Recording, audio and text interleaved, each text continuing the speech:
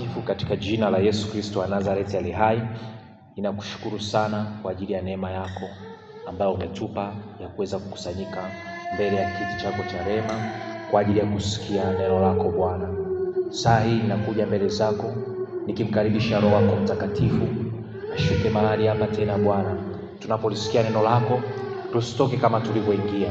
Ni katika jina la Yesu Kristo nimeomba na kushukuru. Amen. Kristo asifiwe, watu wa Mungu. Kristo asifiwe. Tunamshukuru Mungu tena kwa nafasi hii ya pili ambayo ametupa katika siku hii ya leo. Na jana tulikuwa tumeanza somo maalum kabisa, faida za kuomba kwa muda mrefu. Tulikuwa tumeanza hilo somo la maalum kabisa, faida za kuomba kwa muda mrefu. Na kitu ambacho nitaendelea kukirudia mara kwa mara ni kujifunza maisha ya kimaombi ya Yesu Kristo. Amina, watu wa Mungu. Kujifunza maisha ya kimaombi ya Yesu Kristo.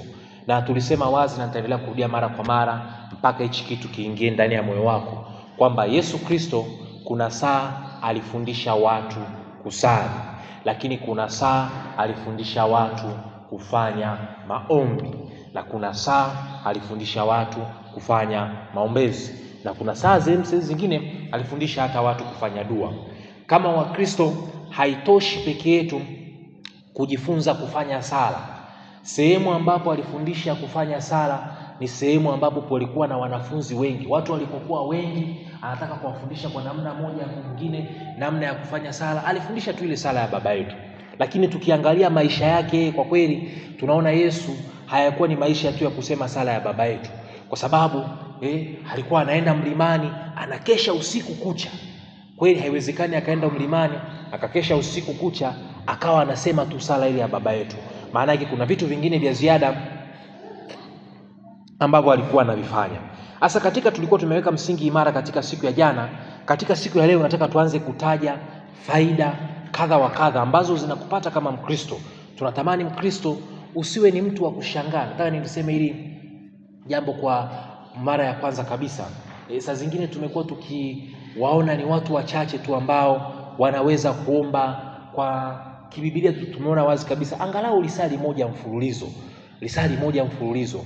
Kwa Wakristo hiyo kitu imekuwa ni changamoto. Wengi ukiwaambia waombe lisali moja mfululizo, utakuta amepangilia maombi hapo.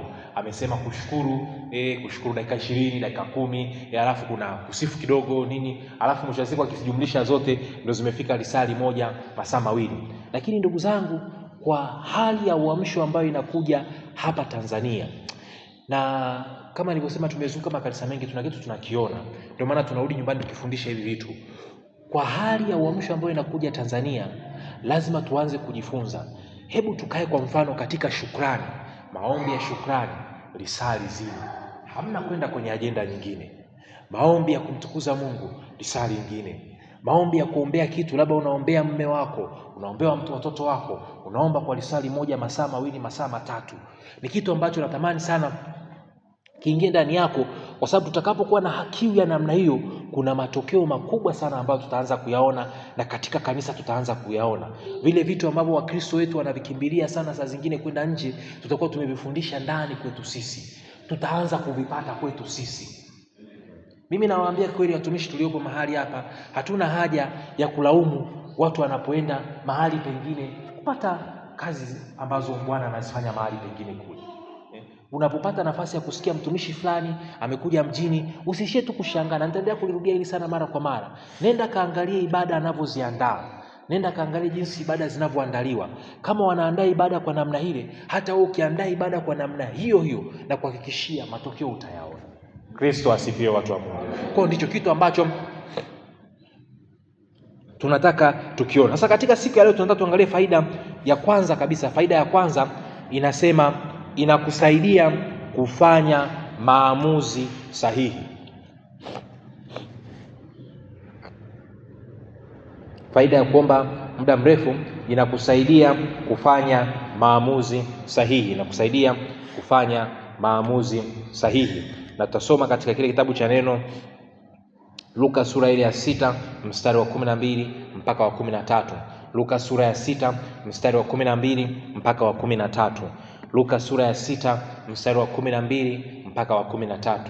Luka sura ya 6 mstari wa 12 mpaka wa 13. Maandiko yanasema hivi: ikawa siku zile aliondoka akaenda mlimani ili kuomba, akakesha usiku kucha katika kumwomba Mungu.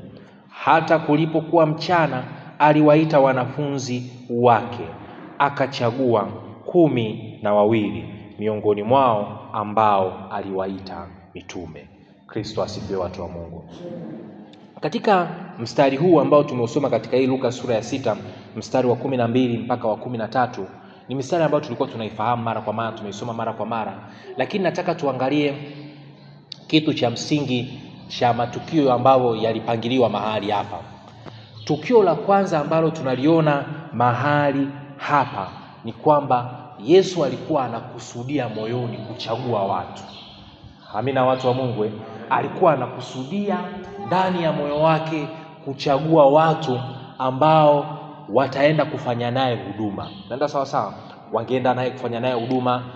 Kwa lugha ya sasa hivi, katika lugha ambayo sisi tunaweza tukaielewa, labda watu ambao wangeunganisha labda biashara, wangeunganisha labda mitaji, wangeunganisha labda kazi, wangeunganisha kitu cha namna yoyote kile.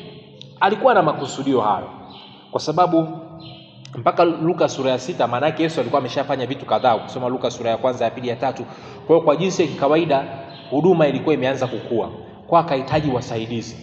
Lakini nataka uangalie kitu cha msingi. Kabla hajaenda kwenye kitendo cha kuchagua, kuna kitu alikifanya hapo nyuma. Alienda mlimani akakesha usiku kucha akimwomba nani? Mungu. Amina, watu wa Mungu. Kwa kuna kitu kikubwa sana tunajifunza hapa.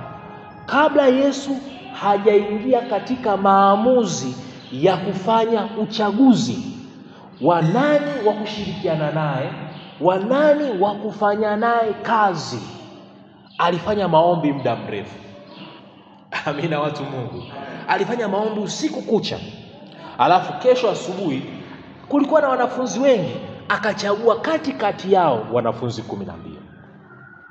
Na labda tutakapokuwa tunaendelea kusoma hapo, nitakuonyesha vitu vingine vizito kidogo, kwa sababu kwa jinsi ya kikawaida wale wanafunzi hawakuwa na sifa zile ambazo zinatakiwa sana. Amina, watu wa Mungu. Hawakuwa na sifa zinazotakiwa sana. Kulikuwa na wanafunzi bora kuliko yeye. Kwa mfano, nataka nikwambie kwamba kulikuwa na wanafunzi bora kuliko yeye. Kwa sababu gani? Ukimsoma mwandishi wa kitabu cha Luka, alikuwa ni daktari. Amina, watu wa Mungu. Alikuwa ni daktari. Maana yake kulikuwa na watu ambao kabisa wana elimu kubwa kabisa. Wana elimu kubwa kabisa, maprofesa, manini, lakini hawakuchaguliwa. Mmoja wapo ni huyu hapa, anaitwa Dr. Luka. Dr. Luka ndio ameandika kitabu cha Luka na ndiye aliandika kitabu cha Matendo ya Mitume. Alikuwa ni daktari kabisa. Lakini katika uchaguzi wa Yesu, pamoja na kwamba ana elimu yake vizuri, hakumchagua katika wanafunzi 12. Kristo asifiwe. Lakini hayo maamuzi ameyafikia wakati gani? Ameyafikia mara baada ya kuomba muda mrefu. Amina, watu wa Mungu. Ameyafikia mara baada ya kuomba muda mrefu. Kitu gani ambacho nataka nikiweke na ambacho nataka katika mwisho wa dakika hizi chache tupate kukiangalia katika maisha ambayo tunayo haya mahali hapa? Tunataka baada ya dakika hizi chache tutakazoenda kufanya na mambo tutakayofanya mahali hapa, Mungu akupe neema ya kufanya maamuzi yanayokuhusu katika maisha yako. Sema amina katika jina la Yesu Kristo. Lakini pia akupe nafasi ya kuchagua watu utakaoshirikiana nao. Amina, watu wa Mungu. Akupe nafasi ya kuchagua watu utakaoshirikiana nao. Kwenye huduma, watumishi wa Mungu wale ambao wanafanya huduma wanafahamu. Ukisoma katika kitabu cha Matendo ya Mitume, nakupa tu msingi imara. Ukisoma katika kitabu cha Matendo ya Mitume, swala la kuchagua watu wa kwenda kuhudumu nao liliwahi kuleta ugomvi kwenye huduma ya Paulo. Amina, watu wa Mungu.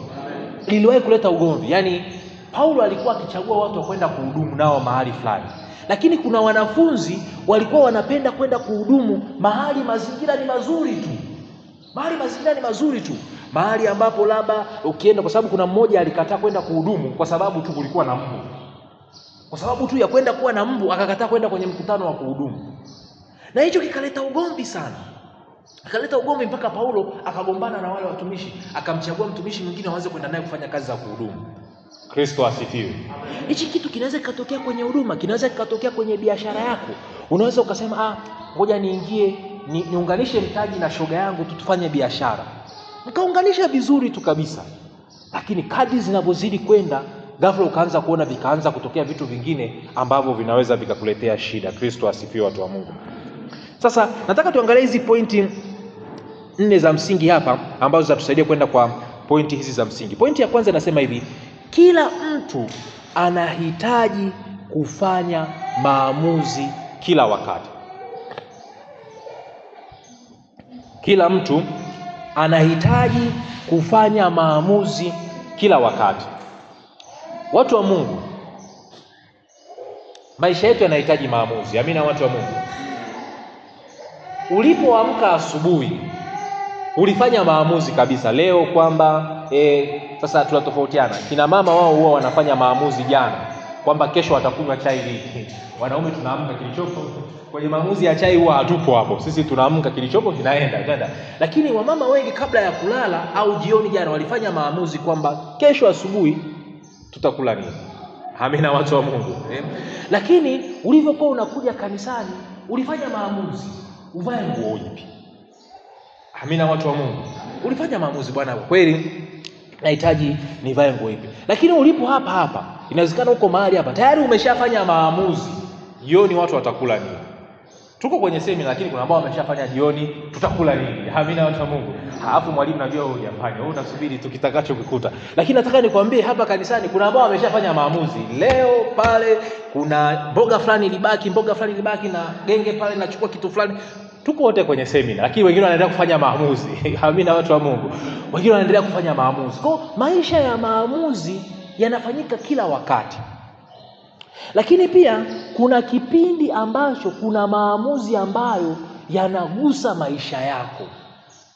Maamuzi kwa mfano ya kula nini, hata usipokula hayakubadilishi sana. Twenda sawa sawa, nivae nini, nisivae nini, hayakubadilishi sana. Lakini kuna yale maamuzi ambayo kwa kweli yanabadilisha sana mfumo wako wa maisha. Kwa mfano, nataka kuacha kazi. Upo labda kazi, unataka kuacha kazi, labda uingie mtaani ufanye biashara au uende ukafanye mahali kingine. Hayo ni maamuzi kwa kweli hauhitaji kuyafanya kwa kukurupuka. Hayo si maamuzi sawa na kusema jioni nile nini. Amina, watu wa Mungu. Tunakubaliana wote kabisa. Swala la kusema nataka niache kazi si sawa na swala la kwamba nivae nini jioni. Tuko pamoja? Okay. Ninataka nimuoe fulani au niolewe na fulani. Maamuzi ya namna hiyo jamani hayafanani na nitakula nini usiku. Tuko pamoja? Ukila nini usiku, usipokula unaweza kupiga maji tu maisha yakaenda. Lakini hili lingine linachukua maisha yako yote. Amina, watu wa Mungu. Lakini maamuzi ya kwamba nataka nihame Dodoma mjini, niende wilayani huko au kijijini. Hayo sio maamuzi ya kawaida, watu wa Mungu. Ni lazima uwe umefanya katika utulivu fulani. Si sawa na maamuzi mengine ambayo yanakuja katika maisha yetu. Kristo asifiwe, watu wa Mungu. Kwa nini nimekueleza hichi kitu cha msingi kabisa kwamba maamuzi ambayo tunaona Yesu aliyafanya, ukisoma katika kile kitabu cha Luka sura ya 6 mstari wa 12 mpaka 13, wa kuchagua wanafunzi, akachagua maamuzi. Maana yake ni maamuzi yalikuwa ni mazito sana. Hakuna siku yote tumeona Yesu akifanya maamuzi ya chakula yakiandikwa kwenye Biblia. Tunaenda sawa. Maamuzi ya kwamba nifanye kitu gani? Haya kwa ile maamuzi ya kila siku. Lakini yale maamuzi ambayo yatagusa huduma yake, maamuzi ambayo yatagusa maisha yake, kwa kweli hayo yaliandikwa kwenye Biblia. Na yameandikwa kwa namna ambayo yameandikwa hata tabia aliyoifanya nyuma kabla hajafanya hayo maamuzi. Kristo asifiwe, watu wa Mungu. Lakini kitu kingine, kila maamuzi, pointi ya pili nataka tuiandike kwa dakika chache. Kila maamuzi unayofanya yanaleta aina fulani ya matokeo. Kila maamuzi unayoyafanya yanaleta aina fulani ya matokeo. Kila maamuzi unayoyafanya yanaleta aina fulani ya matokeo. Kwa mfano, maana yake tunaweza kusema maisha unayoishi wewe hapo ni matokeo ya maamuzi ambayo ulishawahi kufanya. Amina, watu wa Mungu. Kwa mfano, ukiamua kwa kweli ukiamua kwa kweli ule nini, ukiamua ule nini, maamuzi unayafanya juu ya chakula ambacho unakula yanaweza yakagusa afya yako. Tunakubaliana hapo wote? Yaani unaweza ukaamua tu bwana, ngoja nipate kitu fulani kutoka sehemu fulani, lakini ukala vizuri tu alafu ghafla kikavuruga afya yako kabisa. Amina watu wa Mungu. Maana yake ni maamuzi tu kama maamuzi ya kawaida. Nataka tu kwa mfano maamuzi ya chakula. Kwa mfano unaweza ukaamua ule kitu fulani mahali fulani kikakusababisha upoteze na kitu kingine. Wakati ninaandaa hili somo nilikuwa namuuliza Roho Mtakatifu, alinisisitiza hichi kitu sana cha kuwakumbusha watu waliopo kanisani kwamba kuna maamuzi mengine wanafanya juu ya chakula yanasababisha wanapoteza ndoa zao. Okay? Mahali tu mtu anaenda anakula vizuri alafu ghafla ndoa inapotea. Amina watu wa Mungu. Nafikiri tunafahamu hivyo vitu. Amina watu wa Mungu.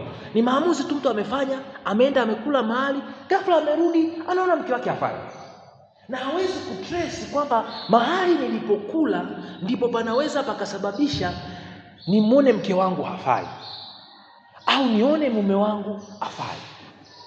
Kristo asifiwe. Kwa hiyo unaweza ukaenda ukafanya maamuzi ya kula mahali fulani pakapoteza kitu kingine. Ukisoma katika kile kitabu cha Mwanzo sura ya 3, Mwanzo sura ya 3 mstari wa 6, unaona tu mtu alifanya maamuzi ya kula tunda la bustani. Amina watu wa Mungu. Alipokula lile tunda la bustani na ghafla akapata madhara mengine. Cha kwanza akaanza kuzaa kwa uchungu. Amina watu wa Mungu. Akaanza kuzaa kwa uchungu. Lakini kitu kingine ghafla akajikuta amefukuzwa bustanini. Kristo asifiwe. Kwa maamuzi ya kile kitu ambacho unakula au unachofanya yanaweza yakatengeneza vitu vingi sana. Yanaweza yakafanya kitu ambacho kinaweza kuleta changamoto kubwa sana hata kwenye mwili. Na hiki nimeona wiki kama ni mwezi kama uliofika, tulikuwa tunaomba na mama mmoja, tukaomba.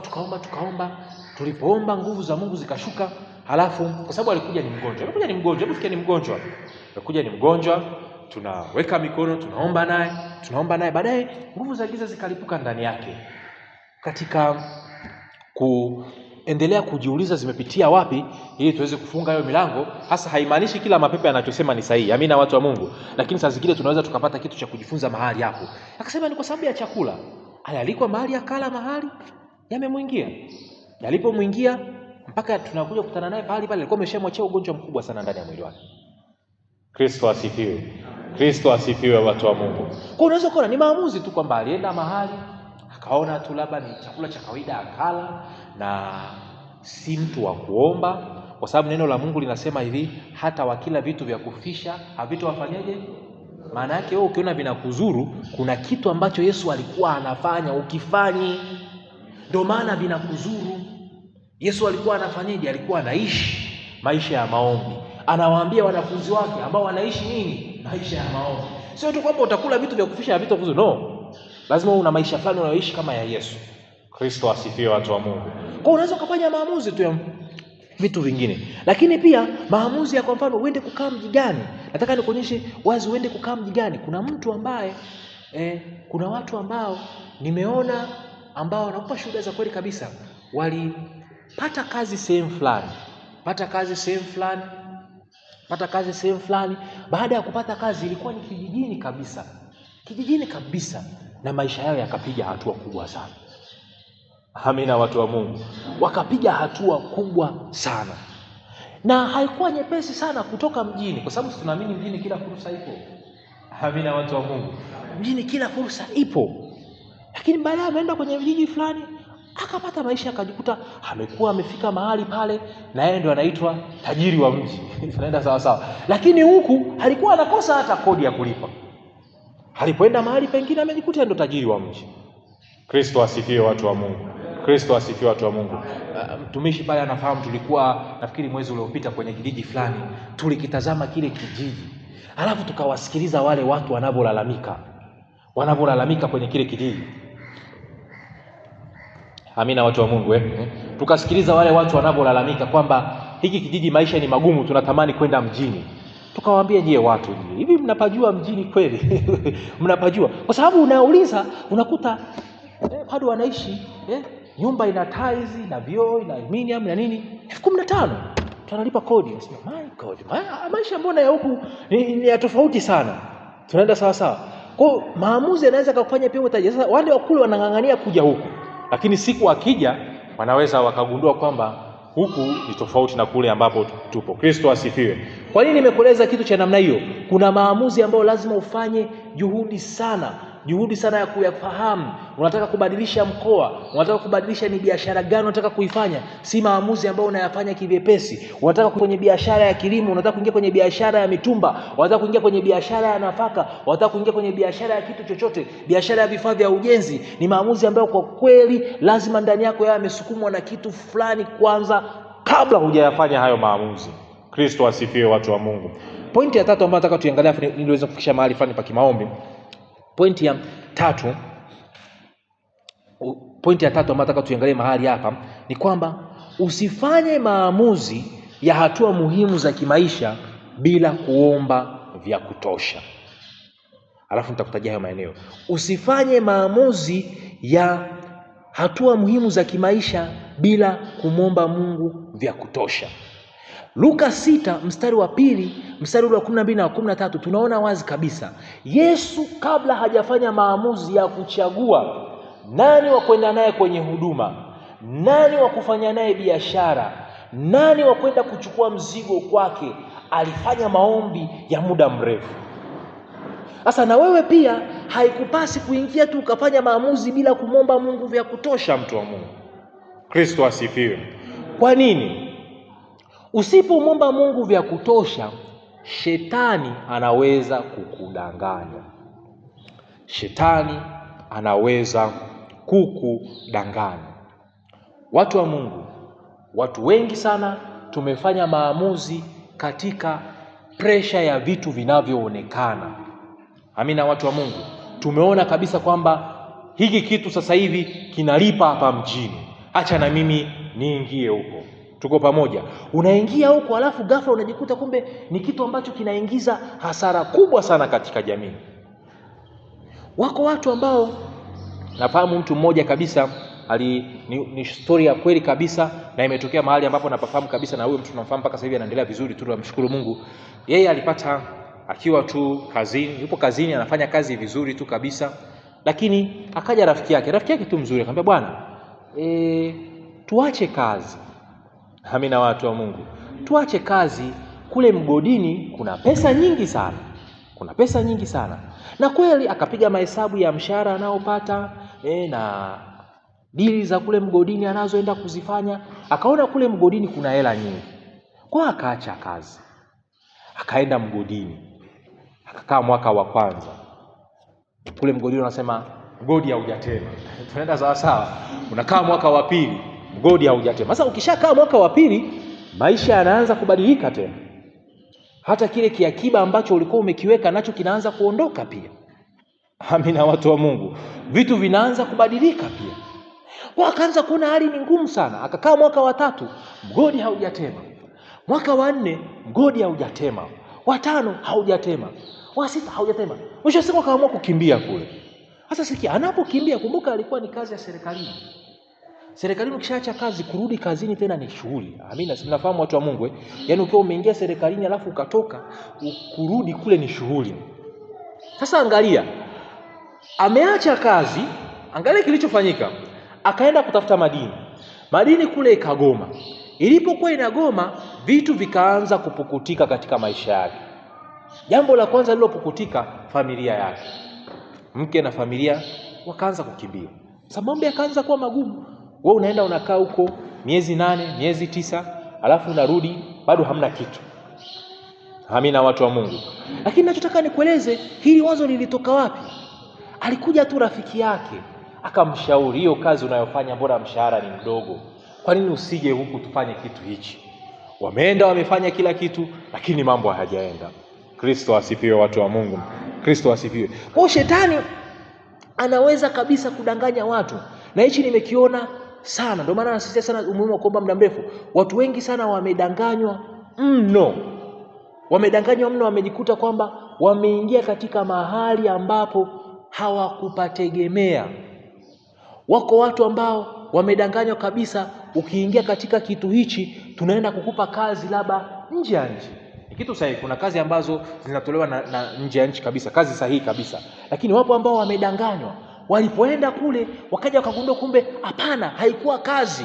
Kulikuwa na kitu kingine kabisa ambacho kilikuwa kinaongelewa mahali pale mwanzoni. Lakini mwanzoni kilionekana ni kizuri. Kristo asifiwe, watu wa Mungu. Kristo asifiwe. Lakini kitu kingine ambacho katika hii pointi ya 3 ambacho kwa nini kinakusisitiza sana ufanye maamuzi, ufanye maombi ya kutosha kwa muda mrefu, ni kwamba saa zingine muda unaweza ukawa haujafika. Amina, watu wa Mungu. Muda unaweza ukawa hujafika. Kusoma katika kitabu cha Mhubiri sura ya 3 mstari wa 1 mpaka wa 3. Mhubiri sura ya 3 mstari wa 1 mpaka wa 3. Maandiko yanasema katika kila jambo kuna majira yake. Watu wa Mungu, kuna uganga huko mtaani, watu wanaenda, sipendi sana kuongelea habari zao, lakini nataka niongelee kwenye hii context kidogo ili uweze kupata picha halisia. Watu wanaenda wanaangalia, wanaona kabisa wewe utakuja kuwa tajiri ukiwa na miaka labda 40, miaka 50. Alafu wanafanya mambo yao, wanauleta huo utajiri ukiwa na miaka 25. Nafikiri tumeshawahi kusikia vitu vya namna hiyo. Hapa Dodoma havipo sana, ila huko mikoani huko nimeviona vitu vya namna hiyo. Wanafanya alafu wanatoa utajiri katika ukiwa na miaka 25, miaka 28.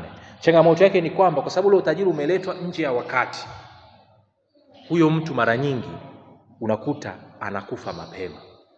Baada ya miaka 30 kitu anakufa. Kwa sababu kile kitu kilitakiwa kitokea akiwa na miaka 40, miaka 50. Sasa watu wa Mungu, saa zingine huwa kuna vitu tunaviharakisha sana vije kwenye maisha yetu. Tunaviharakisha vije kwa nguvu sana kwenye maisha yetu. Na kwa sababu tunaviharakisha vije kwenye maisha yetu kwa haraka, bila wakati sahihi, bila makusudi ambayo Mungu ameyakusudia katika maisha yetu, vile vitu vinapokuja, vinakuja na vitu vya kutuvuruga katika maisha yetu. Unajua kuna watu, nataka niwaambie kweli, kuna watu mnaishi kwa amani kwa sababu mna fedha kidogo. Ambao mnisikize kwa makini, watu wa Mungu. Amina, watu wa Mungu. Yaani kwa sababu tuna fedha kidogo, tunapata shilingi 1000, tunaishi kwa amani. Tukimwomba Mungu sana atuongezee fedha, sisemi kwamba ni dhambi, ni sahihi. Lakini akikuongezea fedha kabla ndani yako haujakuwa, wengi fedha zikiongezeka ndio familia zinavurugika. Amina, watu wa Mungu. Huku nimeona kitu kabisa, watu wakisha fedha ikiongezeka kidogo, ghafla unaona mtu anataka kuongeza mke wa pili. Kwa nini? Wakati fedha haipo alikuwa hana hilo wazo. Tunaenda sawa sawa. Kwa nini hakuwa na hilo wazo? Ila fedha ilipoongezeka ghafla atakuongeza mke wa pili. Fedha ilipoongezeka ghafla hataki kusikiliza cha mtu. Nishawahi kukutana na mama mmoja kabisa, alikuwa anamsimulia mtumishi, sisi tulikuwa tunasikiza tu kwa pembeni mahali hapo. Alienda kuomba kwa mume wake. Anamfuata mtumishi, anamuomba amwombee mume wake afukuzwe kazi. Na mume wake kwa kipindi hili alikuwa ni waziri katika hii nchi kabisa.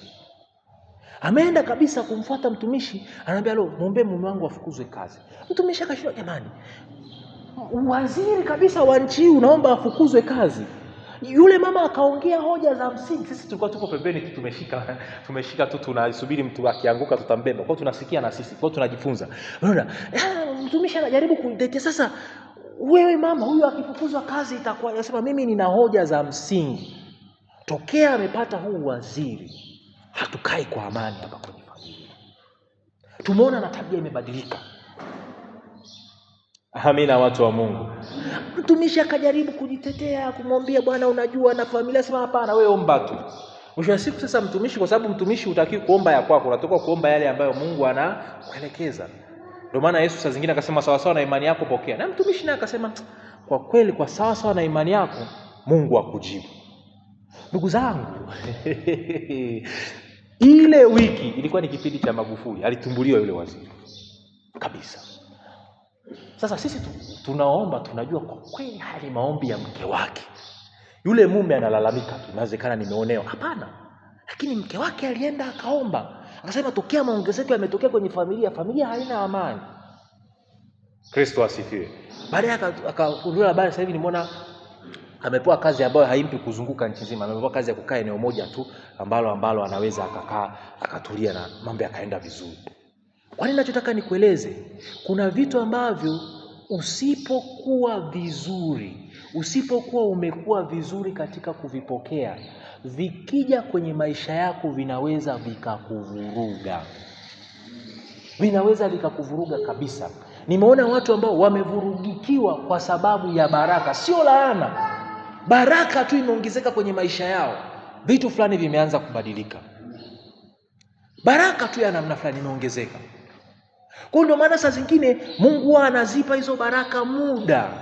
Amina, watu wa Mungu. Anazipa muda kwanza mpaka ukue uweze kuzibeba hizo baraka. Kama haujakuwa vya kutosha, mtu wa Mungu, Mungu ataendelea kuzichikilia hizo baraka, asikupe kwa wakati. Kwa sababu akikupa anajua kabisa kwa kweli hizi baraka zinaweza kukuvuruga. Kristo asifiwe, watu wa Mungu. Ni maombi yangu katika jina la Yesu Kristo, Mungu akupe kukua ili uweze kumiliki baraka zako. Sema amina.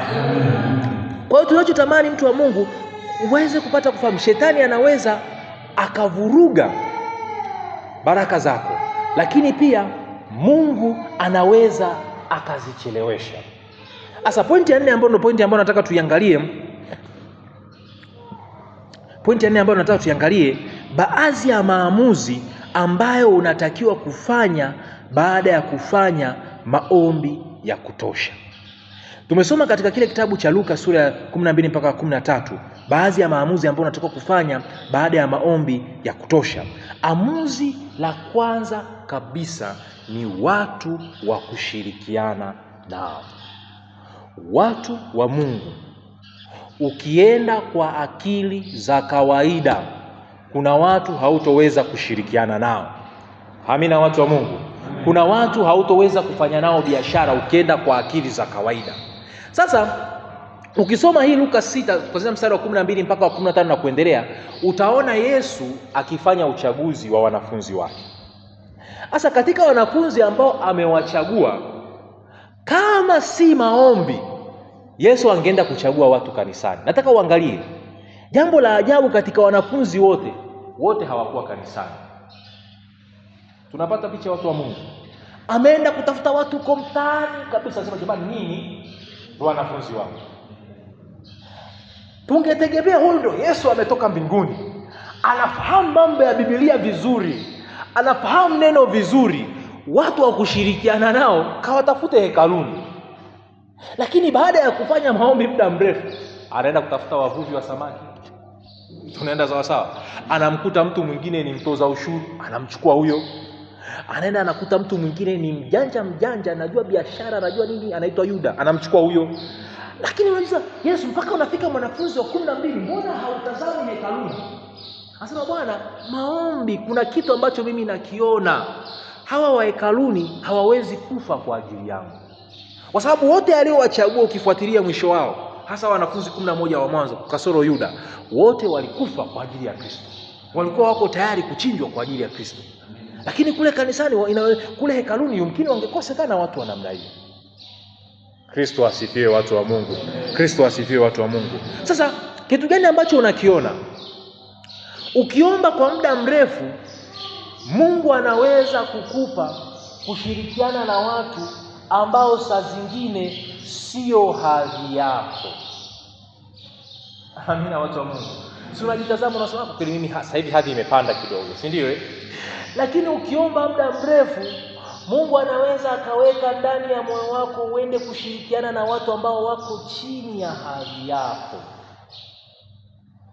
Watu wa Mungu, ukimsoma Yesu katika mfumo wa uchumi aliokuwa nao, Yesu alikuwa yuko vizuri, watu wa Mungu. Amina. Yesu alikuwa yuko vizuri kiuchumi, kikazi, alikuwa yuko vizuri sana bwana. Yaani alikuwa yuko vizuri. Biblia imerekodi wazi kabisa, akiwa na miaka 30 alikuwa ameshajenga nyumba yake. Kaa kwenye nyumba yake vizuri, mambo yanaenda vizuri tu. Kusema katika kitabu cha Yohana. Kwa hiyo Yesu kwa kweli alikuwa yuko vizuri. Yaani hakuwa mtu wa mchezo. Amina, watu wa Mungu. Yaani anaenda kufanya huduma, tayari mambo yake yamenyoka. Yaani tani. hatani yuko vizuri. Lakini sasa kwa jinsi ya kawaida angetakiwa ashirikiane na watu ambao wako kwenye level yake. Tunaenda sawa sawa. Lakini moyoni, baada ya maombi, anasikia moyoni nishirikiane na Petro.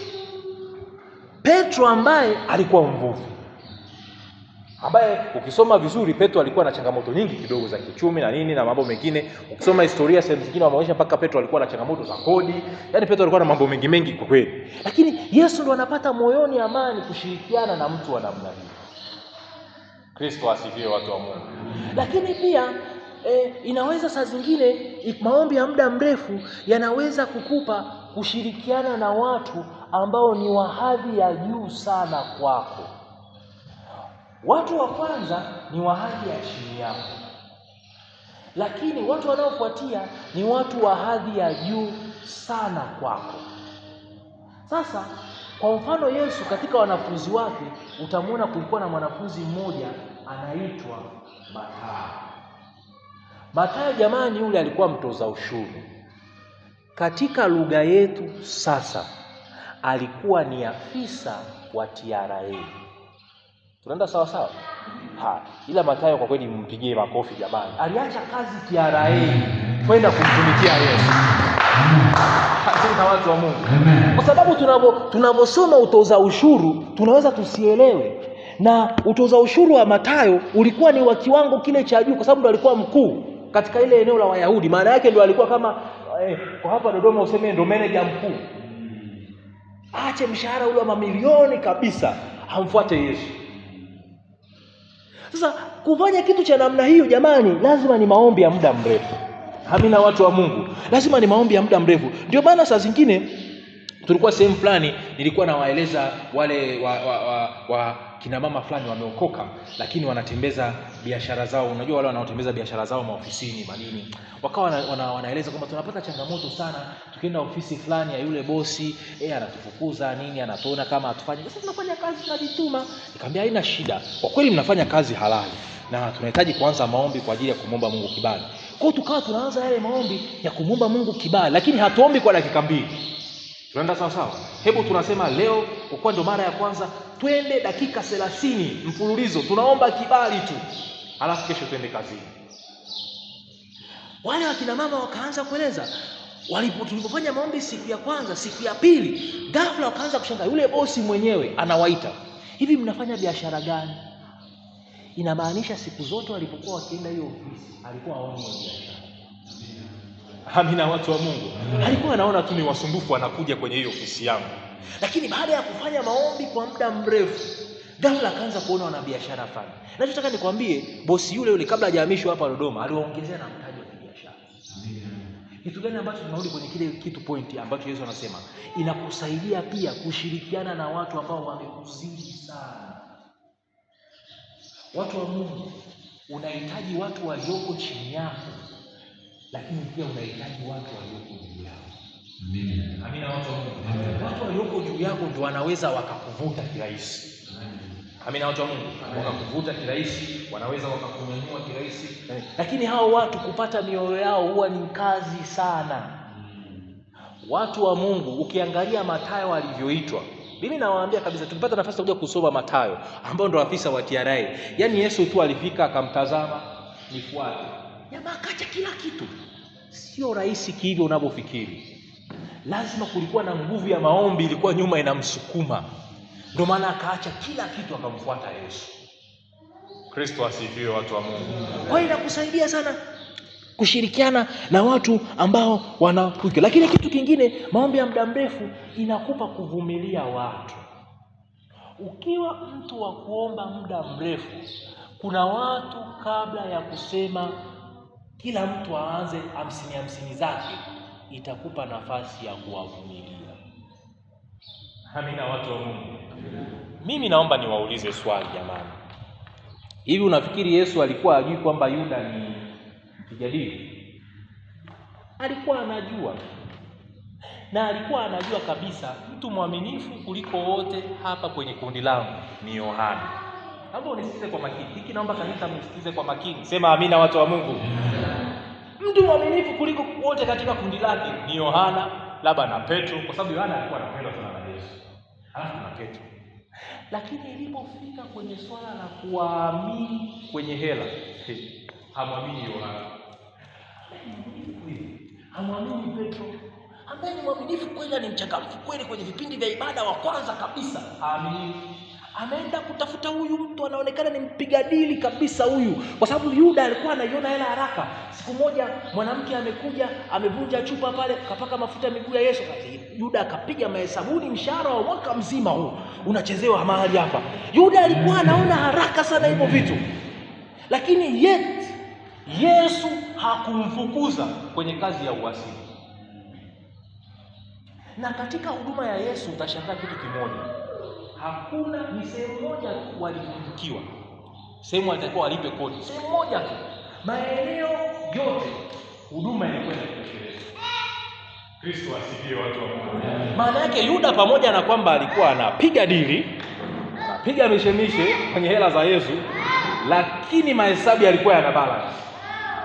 Amina watu wa Mungu. Mahesabu yalikuwa yana balance vizuri kabisa, kuhakikisha wanafunzi wote wamepata nauli za kwenda, kuhakikisha kila kitu kimekaa vizuri. Yesu amesema amewatuma wawili kwenda kufanya mkutano, wote watapewa nauli ya kwenda, wote watapewa nini, kila mahesabu yalikuwa yamekaa vizuri kabisa.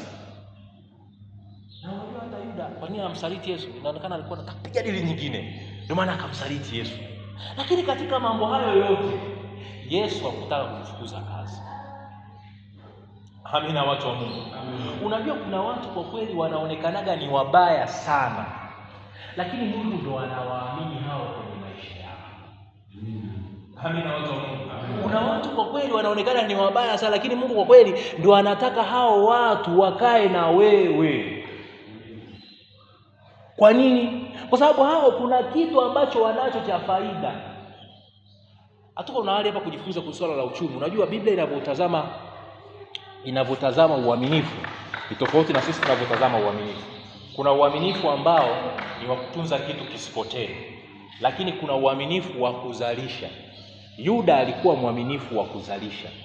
Kwenye kupoteza kule alikuwa anapoteza, ila kwenye kuzalisha ukimpa talanta moja anaweza kupiga hesabu kama strategy na baki na yeye anapiga hesabu. Lakini kuna wengine ni waaminifu lakini mambo hayaendi na mahesabu hawayapati. Kristo asifiwe watu wa Mungu. Sasa hiki kitu kanisani ndicho kinacholeta shida saa zingine. Amina watu wa Mungu.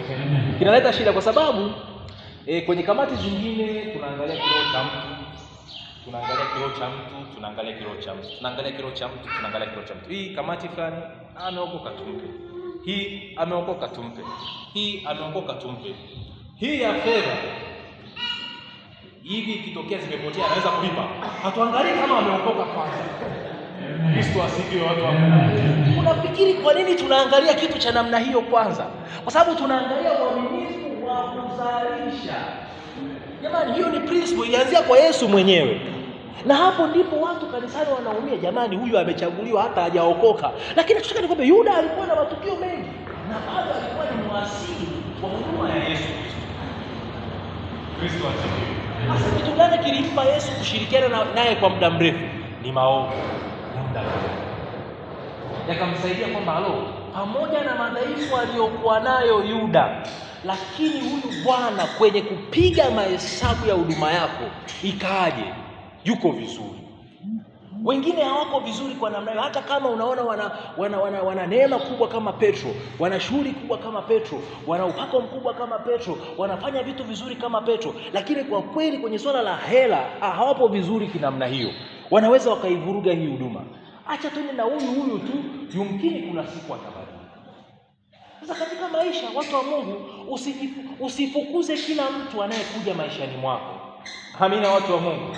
Kuna watu kiukweli wanakuja kiukweli hawako vizuri kabisa, lakini ndio ambao wanaweza kufanya dili na wewe ukafanikiwa. Wanaweza kufanya kazi na wewe ukafanikiwa. Unaweza ukafanya nao biashara ukafanikiwa. Mtu mmoja alikuwa ananiambia anaulizaga jina saa zingine. Sasa sijui nilitathmini yake amefanya hivyo, lakini akawa anasema bwana, kuna majina ukiyasikia unaanza kupata hofu. Hasa kwenye swala la uaminifu. Kwa sababu wengi hawajafundishwa uaminifu wa kifedha. Hivi kwa mfano unapiga simu pale Kariakoo, unaagiza mzigo wa milioni 1 na unaenda unalala vizuri tu na kesho asubuhi unaamka vizuri tu. Hasa kana anaweza kwamba nikisikia jina la Mkristo napata shida sana, kwa sababu sina uhakika sana kama anaweza kaniletea mzigo. Lakini nikisikia jina la watu wengine ambao si Wakristo, nalala vizuri tu kabisa, kwa sababu najua huo mzigo utafika kesho asubuhi. Kwa nini inakuwa hivyo? Kwa sababu wao walifundishwa pia tunda la nini? La uaminifu. Watu wa Mungu, pamoja na kwamba tunamtumikia Mungu vizuri sana, lazima tufanye bidii sana kujifunza tunda la uaminifu. Kristo asifiwe, watu wa Mungu. Kristo asifiwe. Lakini pia usije ukafukuza watu. Hicho ndicho ninachosisitiza. Usije ukafukuza watu. Wewe niongelee tena mfano huo kumalizia. Mariamu anatakiwa kujifungua. Amina, watu wa Mungu. Wameenda wametafuta hoteli, wamekosa. Tuko pamoja hapo, watu wa Mungu? Wametafuta hoteli, wamekosa. Walipotafuta hoteli wamekosa, akaenda kujifungulia kwenye zizi la ng'ombe. Zizi la ng'ombe. Sasa nataka uangalie kitu kimoja. Unajua watu wa Mungu, ukisikia ni tamaduni za Kiafrika, lakini hata huko mahali pengine, mtoto anapozaliwa ni vizuri kwenda kutoa hongera, si ndio? Lakini huwa hatuendagi mikono mitupu. Amina, watu wa Mungu, hatuendagi mikono mitupu.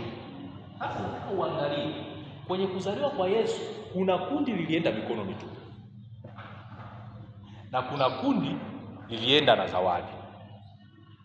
Kundi lililoenda mikono mitupu sasa kulitaja kwa jina ni lile kundi la Wayahudi wenzake.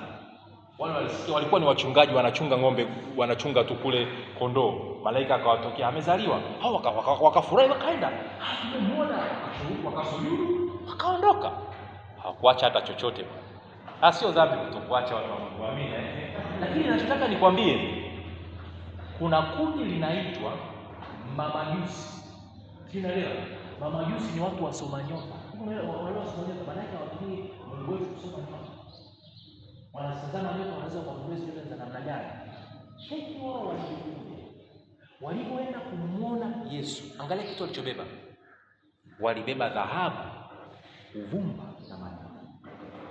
Unaelewa maana ya dhahabu? Unabeba dhahabu kuja kumpa zawadi mtoto. Sasa ndio maana nataka uangalie vitu vinavyohusiana.